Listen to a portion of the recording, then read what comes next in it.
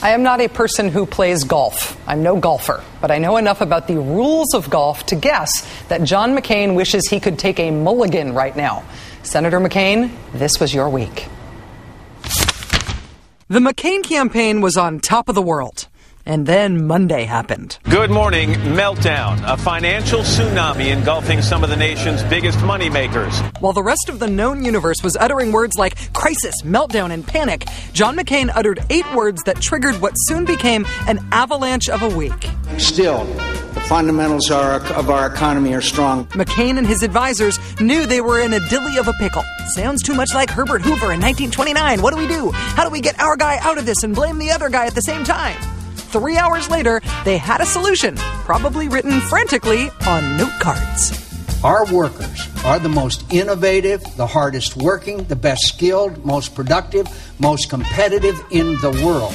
That's the American worker. And my opponents may disagree, but those fundamentals, those are the fundamentals of America, and I think they're strong.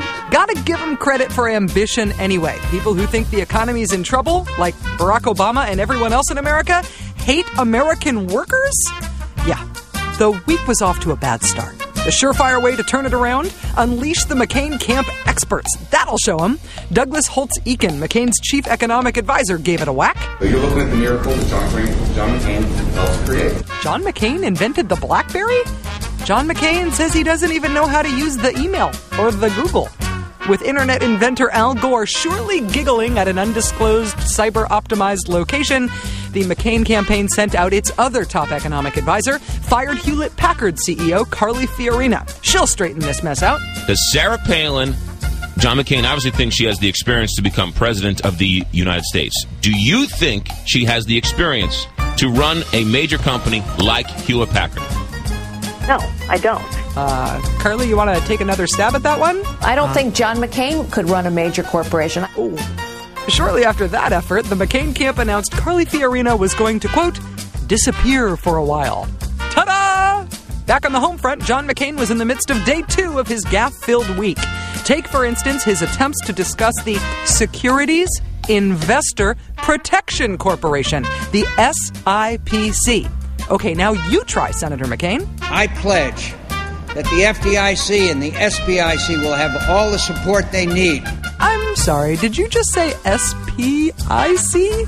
We've got the SEC, the CFTC, the FDIC, and the SBIC. Oh, that is so unfortunate on so many levels. By Wednesday, things were just getting weird. McCain was selling his drill baby drill plan with an environmental twist. There's fish everywhere. The fish love to be around those rigs. With McCain already twisted into the verbal equivalent of an M.C. Escher lithograph, he performed a miraculous change of heart about the bailout plan for troubled insurance giant AIG, opposing it on NBC's The Today Show on Tuesday, then supporting it on ABC's Good Morning America on Wednesday. Perhaps the senator is unaware that those shows are recorded. Having barely politically survived Wednesday, McCain tried Thursday on for size. His big, bold idea for a blue ribbon commission to study the economy having died faster than a diet pledge at a state fair, Senator McCain tried out a new line. The chairman of the SEC serves at the appointment of the president, and in my view, has betrayed the public trust. If I were president today, I would fire him. Well, he's a man of words about actions. Except no president can take the action of firing the SEC chairman, that doggone Constitution and its anti-tough talk rules. The whole thing almost made Sarah Palin look like the rational half of the Republican ticket. So much so that she attempted to turn that whole who's the running mate thing upside down. That's exactly what we're going to do in a Palin and McCain administration. Which brings us to today, to Friday, which brought yet another McCain gaffe on the economy. As he attempted to deliver his fire the SEC guy line again, he fell just short of his intended target. That's why I believe that the chairman of the FEC should resign. That's right, FEC Chairman Donald McGahn, you're next. Your crime? Heading a commission with letters so close to that darn SEC. There is good news tonight, though, a silver lining for the McCain campaign. This week is officially over, except for Saturday and Sunday. I'd like to welcome Anna Marie Cox, who's the Washington editor for RadarOnline.com and a contributor to Time Magazine. Anna, thanks for spending some of your Friday night with us. It's really good to be here, and I just want to say congratulations, Rachel, on how well the show is doing. And I just, as a viewer, really appreciate having an alternative to all the wrinkly old men and fembots that are on the other channels.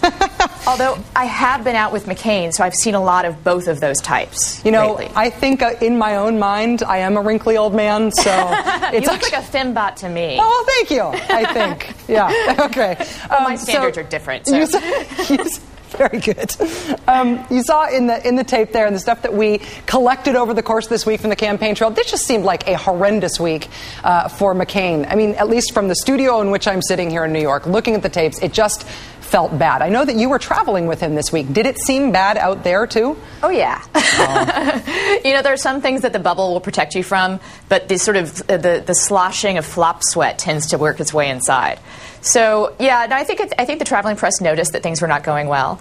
I think that today, maybe they felt a little bit better about today than you did. I think that the weekend started so bad. There was kind of no way for it to get... It hit bottom and stayed at bottom and then maybe crept up just a little bit. Do they seem mad? Do they seem energized? Do they seem demoralized? Oh, they are energized by their anger. That is what I would say. It's a very... they've never been a calm group of people on the McCain campaign, which I kind of like, to be honest. I like emotional people because they're fun to cover. But no, they seem pretty angry. They also, this is, I think, interesting. You know, you had a segment about their ad about Reins, and there's accusation or a question about whether or not there was intended to be kind of somehow playing a race card in that. And I think that I was trying to talk to the McCain people about this, and frankly, you know what? They don't care. They don't care what we think. They've stopped. Like, you and I could talk about everything they've done the past week. Yeah. It's a mistake. This is not going to matter to them. They've reached that point. What was amazing, though, in the response to that? It was Karen Tumulty, your colleague at Time Magazine, who posted at the Time website that those thoughts about maybe this being a race-driven decision to put up this ad about Reins, given that the actual link between Obama and Reins is so tenuous, you sort of had to look somewhere else to explain why they would be running an ad like that. And the response from the McCain campaign official blogger was that Karen Tumulty was hysterical. And I thought, oh, they're trying that's to sexist, bait a response. Isn't it? Yeah, they're trying to get called racist. They're trying to get called sexist because maybe they think that makes them look old school. Or I think there is just. I mean, I actually also want to say I do not think that ad was intentionally racist. I honestly do not, and that's based on conversations with them, and it's based on also the fact that they had another ad in the can already, the Jim Johnson ad, right, before they did this ad, and I think I've been told that ad was finished first, but it's still a misleading ad, definitely. And I think what you saw in that post from Michael Goldfarb, their blogger, is that they are ready to fan the flames of any controversy, because I do think that what they saw with Sarah Palin and the way the media treated her was how much that excited the people that were not excited before. Some of it has to do with Sarah Palin's, I think, remarkable charisma, and she's a great communicator. I don't think you can argue with those things. But I think also there's a lot of resentment on the part of some people in the Republican base, and when you have the mainstream media calling you names, that fires them up. I'm going to start just talking about ornamental horticulture every day, so as to try not to help. Well, I was going to say, like, I mean, the thing is, like, what I kind of feel is it's unfortunate we get distracted into these arguments about whether or not that's racist, whether or not that's sexist, because there's so many good reasons not to vote for John McCain and Sarah Palin, like good substantive reasons. You know, I mean, I'd rather talk about the stuff that's kind of ridiculous. But it is interesting that we are spending so much time on those things. In fact, you and I are just right now. We'll stop.